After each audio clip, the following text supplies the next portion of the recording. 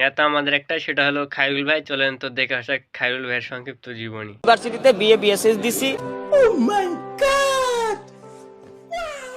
একটা subject fail করছিলাম ইংলিশে, সেইটা আমি 7 বছর ধরে দিতেছি, এইবারও দিছি।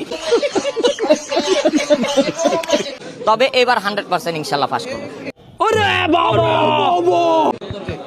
আমার আসলে আমার বাড়ি হইলো, আমার দাদার বাড়ি ছিল মুন্সিগঞ্জ লোহজং থানা।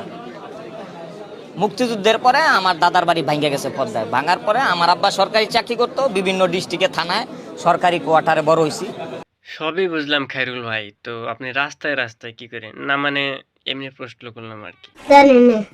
তারপরে আমার আব্বা 2002 সালে কেরানীগঞ্জ কুইসামারা নদী, যে ধলেশ্বরী নদী, ওই কুইসামারা টোল প্লাজা মানে আব্দুল্লাপুরের সাইডে কেরানীগঞ্জ দক্ষিণে বাড়ি করছে, ঠিক আছে?